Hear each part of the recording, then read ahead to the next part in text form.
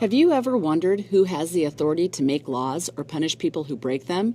When we think of power in the United States, we usually think of the president, but he does not act alone. In fact, he is only one piece of the power puzzle, and for very good reason. When the new Constitution was adopted in 1787, the structure of the infant government of the United States called for three separate branches, each with their own powers, and a system of checks and balances. This would ensure that no one branch would ever become too powerful, because the other branches would always be able to check the power of the other two. These branches work together to run the country and set guidelines for us all to live by. The legislative branch is described in Article 1 of the U.S. Constitution. The legislative branch is comprised of 100 U.S. senators and 435 members in the U.S. House of Representatives. This is better known as the U.S. Congress. Making laws is a primary function of the legislative branch, but it is also responsible for approving federal judges and justices, passing the national budget, and declaring war. Each state gets 2 senators and some number of representatives depending on how many people live in that state.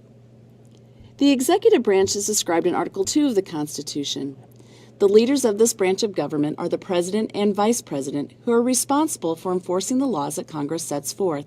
The President works closely with a group of advisors known as the Cabinet. These appointed helpers assist the President in making important decisions within their area of expertise, such as defense, the Treasury, and Homeland Security.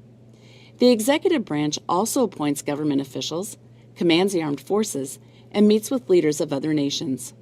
The third branch of the U.S. government is the judicial branch and is detailed in Article 3.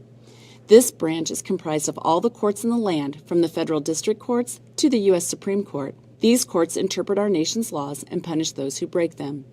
The highest court, the Supreme Court, settles disputes among states, hears appeals from state and federal courts, and determines if federal laws are constitutional.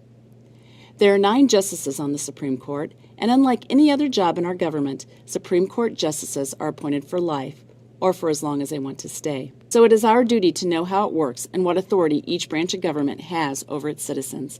Besides voting, chances are that sometime in your life you will be called upon to participate in your government, whether it is to serve on a jury, testify in court, or petition your congressperson to pass or defeat an idea for a law.